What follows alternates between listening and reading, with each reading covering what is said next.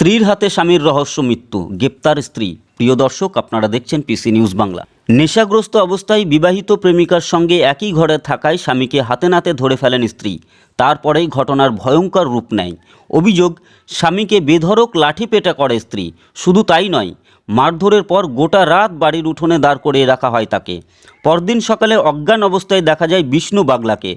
তড়িঘড়ি তাকে বিধাননগর গ্রামীণ হাসপাতালে নিয়ে গেলে কর্তব্যরত চিকিৎসকরা তাকে মৃত বলে ঘোষণা করেন। ঘটনাটি ঘটেছে শিলিগুড়ি মহকুমা পরিষদের অন্তর্গত বিধাননগর 2 নম্বর অঞ্চলের সাতবিল গ্রামে। খবর পেয়ে ঘটনাস্থলে পৌঁছায় ফাঁসি দেওয়া বিধাননগর থানার পুলিশ।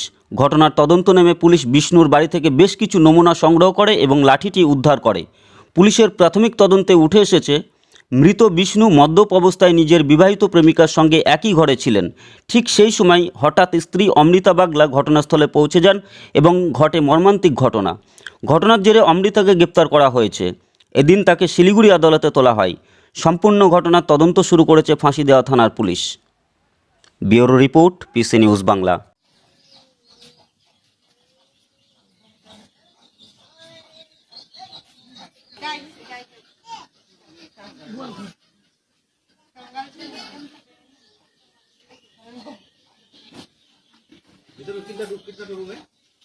পিসি নিউজ বাংলা, এই খবরটি ভালো লাগলে অবশ্যই লাইক এবং শেয়ার করবেন।